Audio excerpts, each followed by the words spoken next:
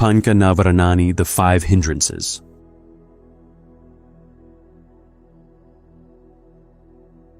There are 5 states of mind, the Buddha said, will reliably make you worse at everything you do. Not worse at meditation. Worse at everything. Decisions, relationships, work, any activity that requires clarity. And the frustrating thing about them is not that they're rare or exotic. It's that they're not. They are the states you spend most of your day in. They are the water you swim in. The Buddha called them Navaranani, the hindrances, and he said that until you can recognize them for what they are, they will keep making your life smaller than it needs to be. 5 states.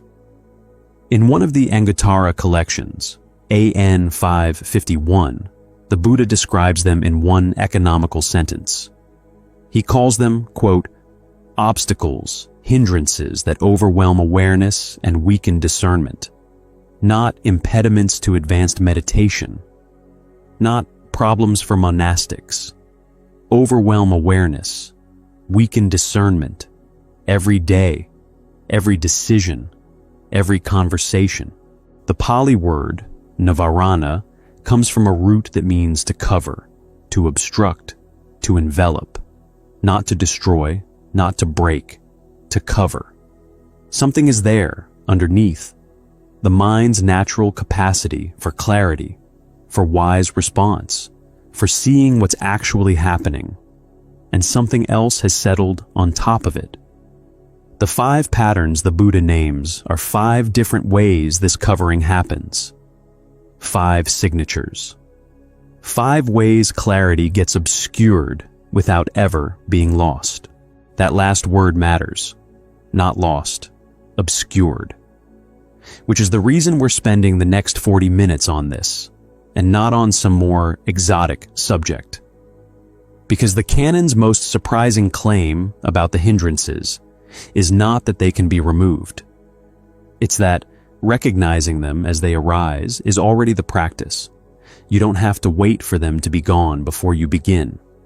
The recognition is the beginning. Before we go any further, we should look at what the canon says these 5 actually do to a life.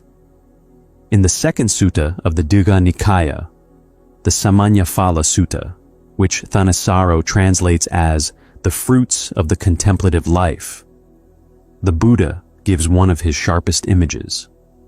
When the 5 hindrances are present in a person, he says, that person regards their situation, quote, as a debt, a sickness, a prison, slavery, a road through desolate country.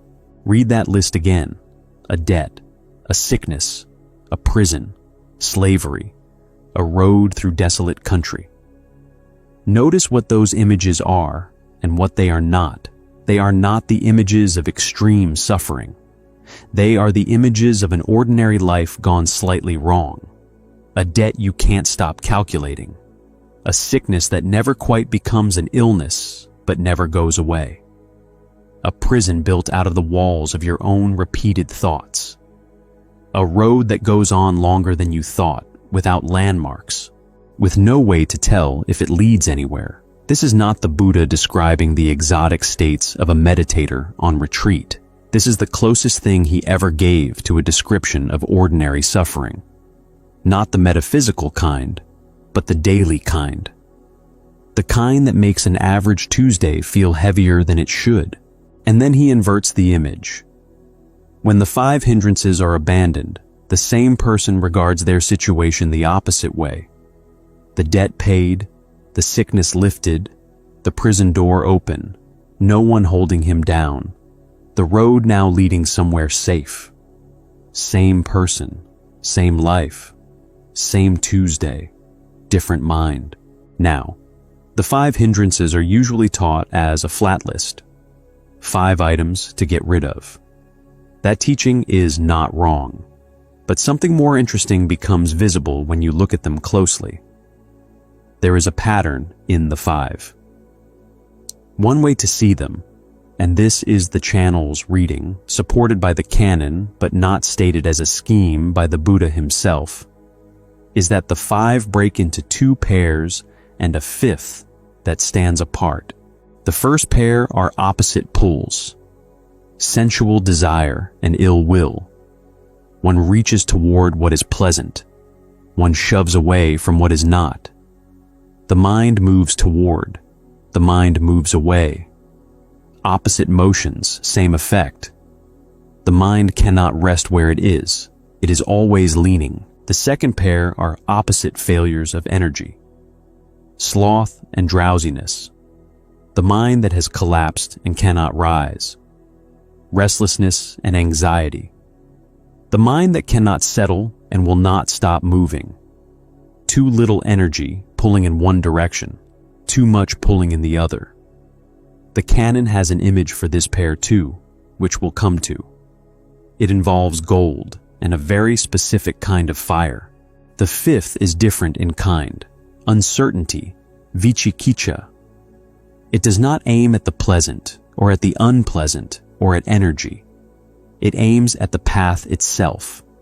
It is the hindrance that keeps asking the question, does any of this even work?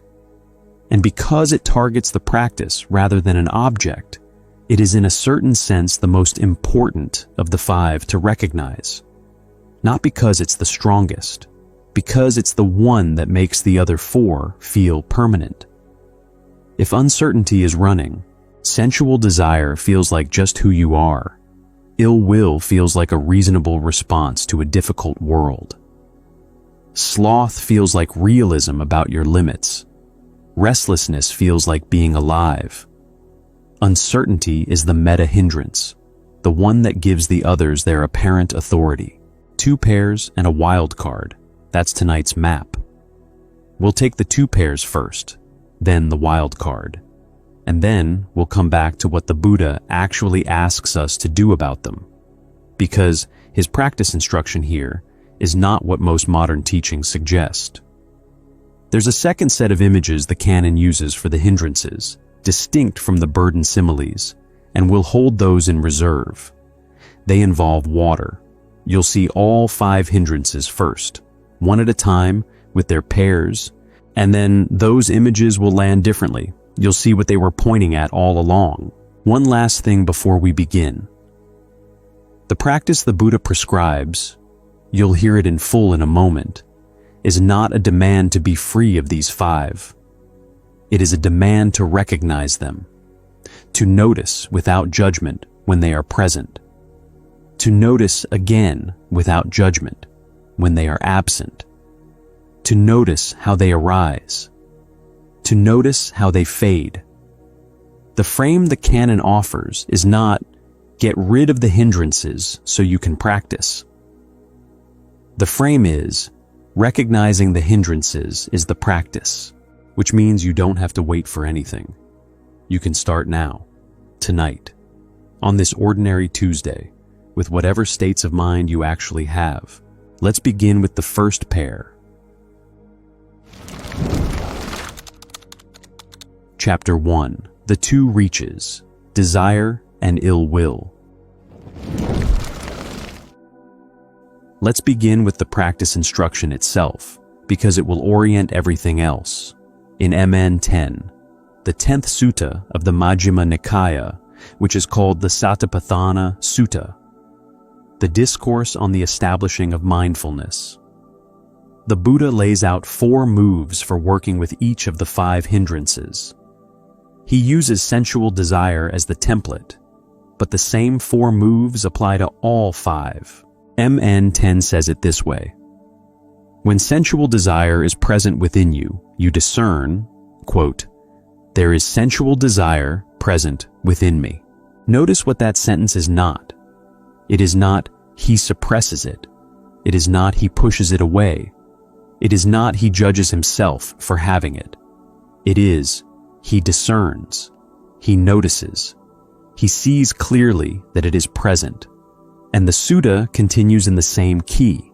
He also discerns when it is not present. And he discerns how it arises, and he discerns how it fades once it has arisen. 4 moves. Recognize it's here. Recognize when it's gone. Recognize how it came. Recognize how it went. That's the whole practice, not defeat. Recognition. This is what we mean when we say the canon puts recognition before removal. Every one of the 5 hindrances the Buddha teaches has a countermeasure. We'll come to those in a moment, but the practice doesn't start with the countermeasure. It starts with seeing the hindrance clearly enough to name it. The countermeasure lands on something that has already been recognized. It doesn't create the recognition. That has to come first. Now, the first pair, 2 hindrances that share a structure, both pull the mind away from where it is. One pulls toward, one pushes away. Opposite motions. Same effect. The mind cannot fully arrive at what is actually here. The first is kamma-chanda, usually translated sensual desire, though the word literally means something closer to the wish for sensuality. Kamma is a broader word than we might think. It doesn't just mean sexual desire. It means the whole territory of pleasant sensory experience. Pleasant sights, sounds, smells, tastes, physical sensations, and pleasant thoughts and feelings too. Anything the mind can find enjoyable through the senses. And chanda is the pull, the wish, the leaning of the mind toward that pleasure. So kamma-chanda is the mind reaching. It is the specific movement by which attention gets pulled toward the pleasant thing and pulled away from what is actually in front of you. In the Food Sutta of the Samyutta Nikaya, SN 4651, called the Ahara Sutta, food, the Buddha describes what feeds sensual desire. He says it is fed by what he calls the theme of beauty. Attention that keeps returning to a pleasant object. Attention that keeps replaying a pleasant memory. Attention that keeps constructing a pleasant future. The desire is not the pleasure itself. The desire is the return, the way the mind keeps circling back, unable to leave. Notice what this means for daily life. It means kamma-chanda is not really about big, obvious pleasures. It's often invisible. It's the part of you that's in a meeting, but is already composing what you'll eat afterward. It's the part of you that's in a conversation, but is already planning what you want to say. It's the part of you that opens a phone and can't quite remember why. It is the mind that cannot fully arrive because it is already partly somewhere else, somewhere more pleasant. In The Wings to Awakening, Thanissaro draws on the canon's water bowl similes for what this looks like to a mind trying to see clearly. He describes the mind under sensual desire as, quote, a bowl of water mixed with lass, yellow orpiment, indigo, or crimson. Dyes. The water is still there. It is still water. But if you now try to see your face in it, try to see clearly, try to see accurately, the dye has made that impossible. Not because the water is gone, because it has been colored by what was added to it. Sensual desire colors the water of the mind with the object of desire. And through that colored water, nothing else can be seen accurately. For a 55-plus viewer, sensual desire often shifts register over the decades. It's no longer only or primarily about acquisition, about wanting more. It becomes attachment to what's already here, the house, the routine, the particular chair, the particular hour of the morning, not, I want more, but I cannot bear to lose this. The pull toward the pleasant becomes the pull toward the familiar. The same movement of mind, different object. The antidote SN 4651 gives for this hindrance is what the sutta calls the theme of unattractiveness, in Pali, asubha. And this is easily misunderstood. It does not mean cultivating cynicism or forcing yourself to see the ugly side of things, or lecturing yourself about impermanence. It means attending accurately. If sensual desire feeds on the mind's projection of pleasantness onto the object, the antidote is to see the object as it actually is: impermanent, dependent, more complicated than the projection. Not, "this is bad," just, "this is not what my mind is turning it into." Asubha is accuracy, not aversion. It is what the mind sees when the die is allowed to settle. The second hindrance in the first pair is bhayapada, usually translated ill will. Some translators render it malice or aversion. Thanissaro's choice, ill will, carries the right register. It is not primarily about hatred. It is not primarily about anger, though it can produce both.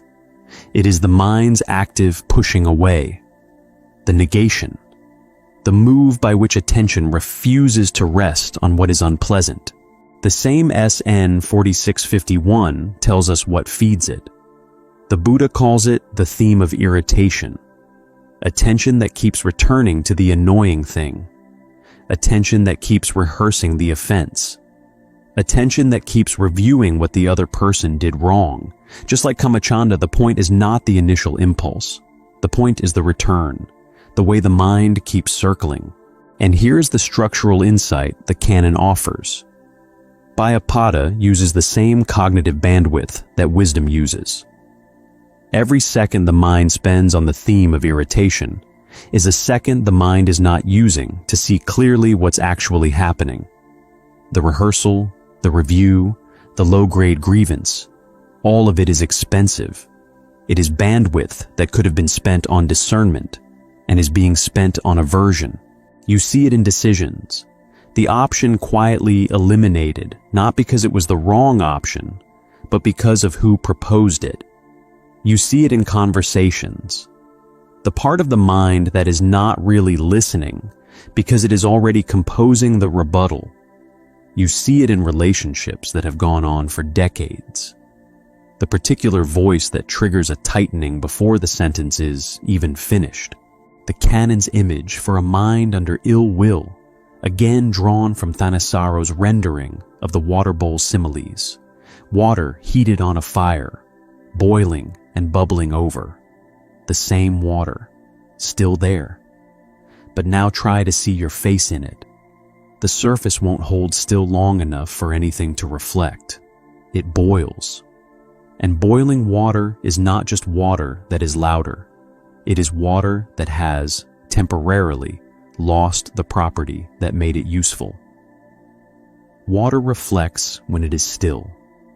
Boiling water does not reflect. Ill will removes temporarily the mind's capacity to reflect on anything with accuracy. At 55, 65, 75, ill will often does not show up as rage. Rage would be easier to recognize. It shows up as a persistent, low-level irritation, the grudge that has become furniture in the mind. The person whose voice, the moment it comes on, tightens something in the shoulders. The topic that reliably brings up a small, familiar bitterness. This is not the exception. For most human minds, this is the norm. And the canon's claim is, this is a hindrance. It is not just personality. It is a specific pattern that is doing something specific to the mind. The antidote SN 4651 gives for this is not what most people expect. It is not let it go. It is not practice patience. Thanissaro renders it, quote, "There is awareness release through goodwill, compassion, empathetic joy, or equanimity." Awareness release through goodwill. Notice what the Buddha is not saying. He is not saying, force yourself to feel warm toward the person you resent. He is not saying, replace the bad feeling with a good feeling by an act of will. He is describing a structural fact. Ill will and boundless goodwill cannot occupy the mind simultaneously. If you cultivate goodwill, really cultivate it as a practice, as a habitual movement of attention, the mind begins to have somewhere else to go that is more useful than the theme of irritation. And another sutta in the same collection, SN 4654, singles this out. Goodwill is the direct opposite of ill will. It does not defeat it. It replaces it. Structurally, one starves the other. That is the first pair, two hindrances. Opposite motions of the same problem. The mind cannot rest where it is. It is either pulling toward or pushing away. Kamma-chanda and Bhayapada. The next two hindrances share their own structure. They are not about direction, toward or away. They are about something different, energy, and they are failures in opposite directions. The mind that collapses and the mind that will not stop moving. The canon has an image for these two together. It involves gold and a goldsmith who does not know how to work the fire. Chapter 2. The two energy failures, sloth and restlessness. Before we look at the next two hindrances, the canon offers a picture that makes their pattern legible. It comes from the Anguttara Nikaya, AN 3103, called the Nimitta Sutta, the theme. The Buddha describes a goldsmith working gold. The goldsmith has three things he can do to the gold. He can blow on it, adding fire and heat. He can sprinkle it with water, cooling it. He can examine it closely, pay steady attention. And the sutta describes what happens if he does only one of these, and never the others. Quote, solely to blow on it, it's possible that the gold would burn up. Blow on it too much, and the gold burns up. Sprinkle only water, and it grows cold, unworkable. Examine only, and it never reaches its full potential. But when the goldsmith knows how to alternate, periodically blows, periodically cools, periodically examines, the gold becomes pliant, malleable, luminous. The alternation is the point, not the temperature at any given moment. The goldsmith is skilled not because he knows the one right thing to do to the gold, but because he knows which of the three the gold currently needs. And this is exactly the frame the Buddha applies to the mind. Skill in practice is not about applying a single correct method. It is about accurately reading which of several possible responses the mind currently needs, and then giving it that one, not one of the others. The canon is describing the practice of concentration. But the reason it matters here is that two of the five hindrances are what happens when the goldsmith gets the temperature wrong. Too little heat. The mind grows cold, becomes sluggish, cannot rise to the work. Too much heat. The mind burns up, becomes agitated, cannot settle. And in another sutta, in the same collection on the awakening factors, SN 4653, called the Agi Sutta, or fire, the Buddha spells this out explicitly. A sluggish mind and a restless mind need opposite responses. The wrong response to either makes it worse. Two hindrances, same underlying problem, energy misapplied, expressed in opposite directions. The first is thanamitta, two words. And here we have to be careful, because in a modern list you might see them separated, as if they were two different things. In the canon, they are counted as one hindrance. Thena, a heaviness. Middha, a drowsiness. Together, one pattern. Thanissaro translates the pair as sloth and drowsiness. One hindrance, two words for the same collapse. The first thing to say about it is that sloth is not laziness. Laziness is a choice, an active decision not to engage. Sloth is a heaviness that arrives when you were trying to engage. It is the mind that could work but doesn't, not because it decided not to, but because something in it has retreated. The lights are on, but dimmer. The mind is present, but underperforming. It is not opposition to effort. It is the failure of effort to catch, even when effort was attempted. The canon's image for what this looks like, drawn from Thanissaro's rendering of the water bowl similes. Water covered with algae and water plants.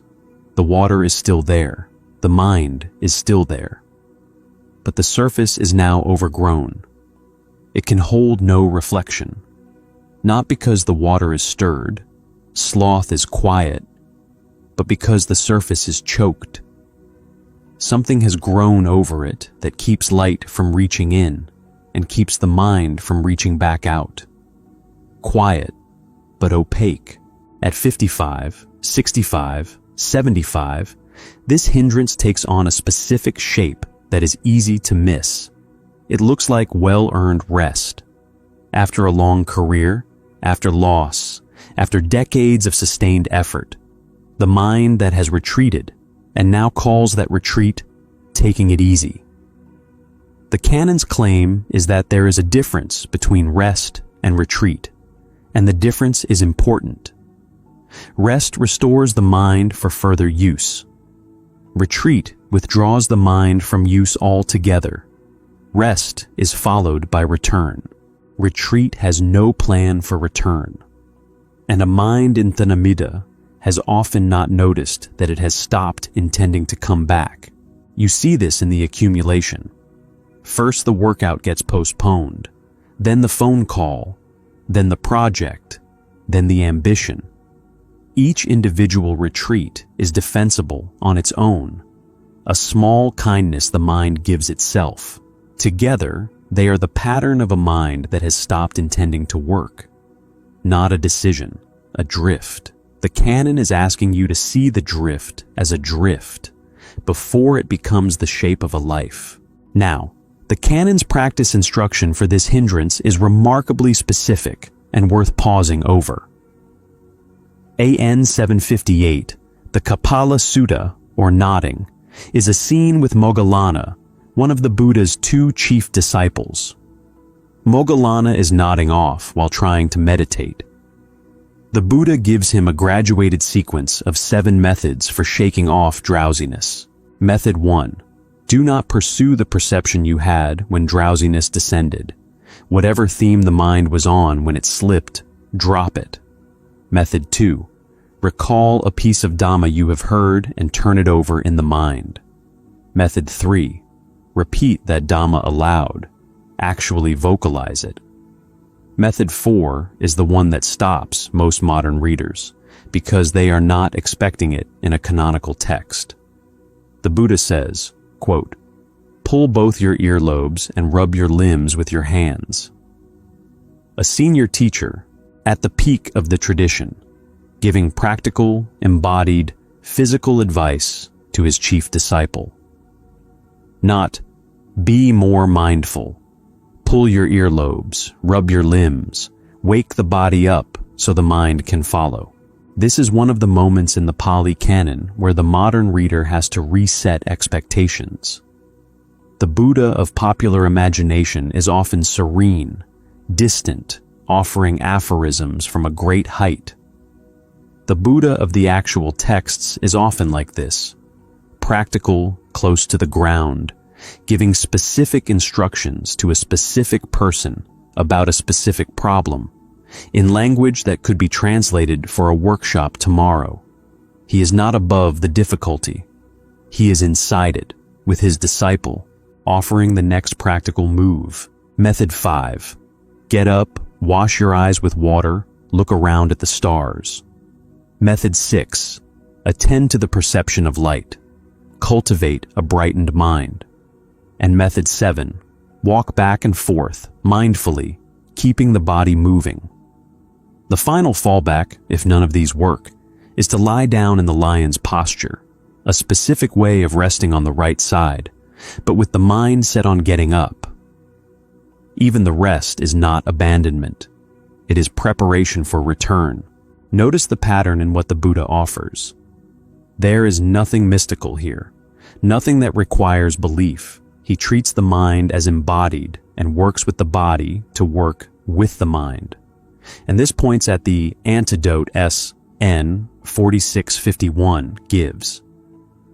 The sutta says the mind that is collapsed is fed by not attending to what it calls the potential for effort, the potential for exertion, the potential for striving. So the antidote is the reverse. Arouse those, not force effort. Notice that effort is possible. Notice that the mind can rise. Notice that the collapse is a mood, not a permanent state. The recognition, again, does part of the work. The other hindrance in this pair is uddhaka-kukutcha. Again, in Thanissaro's translation, restlessness and anxiety. 2 words for one hindrance. Uddhaka, the general agitation, the mind that will not stay still. Kukutcha, a more specific worry, especially remorse about the past, replay of what you did wrong, what you should have said. Together, one pattern. The mind that cannot settle, even when settling, is what the moment calls for. And here too, the distinction with what it looks like matters. Restlessness is not an anxiety disorder.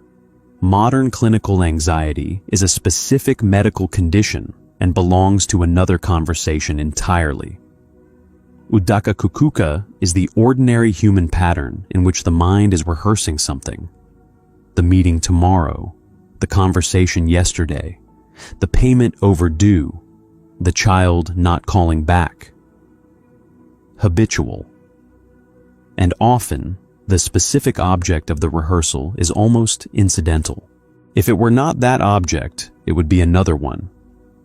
The mind's momentum is toward rehearsal. It uses whatever material is available. The cannon's image, from wings again, water stirred by the wind, ruffled, rippling, churning. The water is there. It is not colored, not boiling, not overgrown, but it will not settle.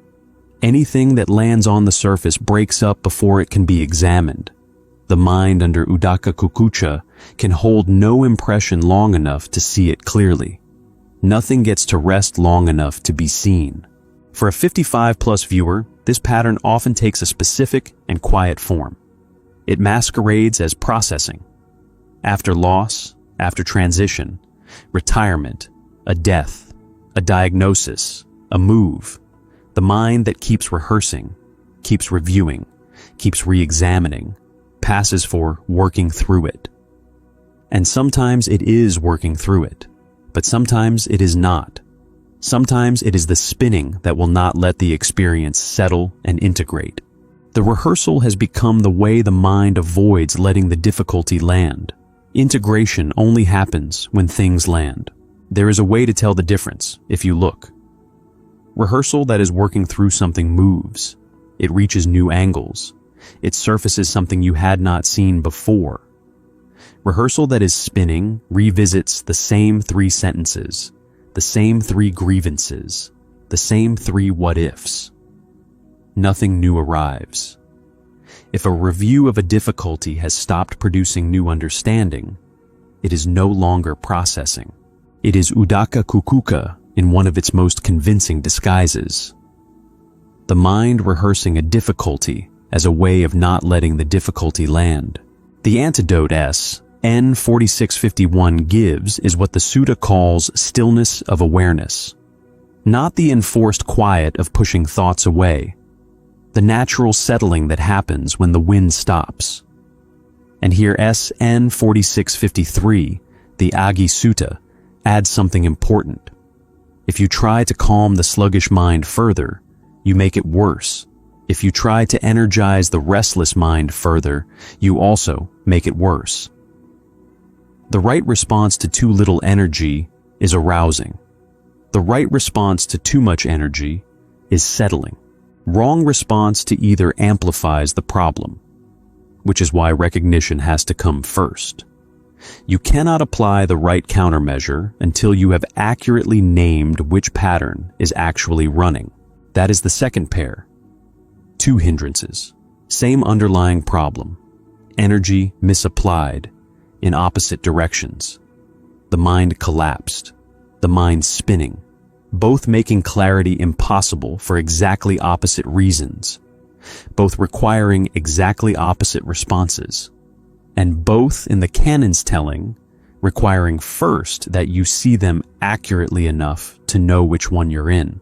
4 hindrances, 4 signatures, 2 about direction, 2 about energy. The 5th is different in kind. It is not about which way the mind is pulling. It is not about how much energy the mind has. It is about whether you trust the path at all. And because it targets the practice itself, rather than any object within it, it is the hindrance that quietly gives all the others their apparent authority.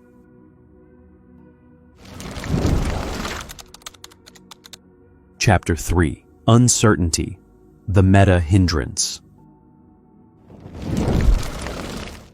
The 5th hindrance is where the pattern breaks. The first 4 hindrances all obstruct clarity about the present moment. Desire colors it.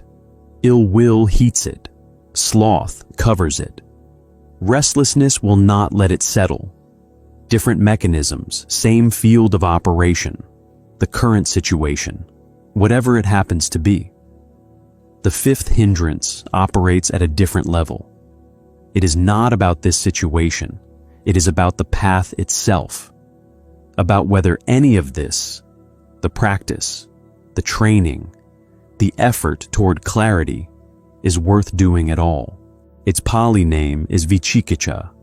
Thanissaro's translation is uncertainty, not doubt. The distinction matters. Doubt is what a scholar has, an intellectual question about whether something is true. Vicikiccha is what a traveler has when the road forks and he cannot commit to either direction. It is the mind's inability to decide, especially the inability to decide to keep going. Paralytic. It is what stops the practice before the practice can prove anything.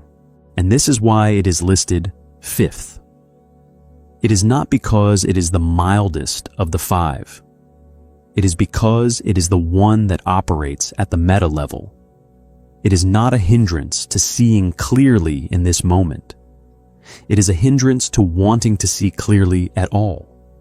It targets not the object of practice, but the effort toward practice, which is a subtler and more corrosive thing. Now, before going further, one distinction that matters, especially for an audience of intelligent adults who don't accept teachings on authority. Vicikiccha is not the same thing as healthy questioning. The Buddha, in AN 366, the Kalama Sutta, one of the most quoted texts in the entire canon, explicitly endorses questioning. He tells the Kalama villagers not to accept a teaching just because it comes from tradition, or scripture, or the report of a teacher, or logical inference. He tells them to test the teaching against actual results. And within that same sutta, he says, quote, "When there are reasons for doubt, uncertainty is born." Notice what that sentence is doing. The Buddha is not condemning uncertainty in general. He is saying, uncertainty has causes, which means the answer is to look at whether the reasons are actually there, and if not, to see through them. Healthy questioning has a direction. It asks, what does this actually do? What have I actually tested? Vicikiccha has no direction. It only asks, what is the point of asking? Healthy questioning keeps you engaged. Vicikiccha stops the engagement before it can begin.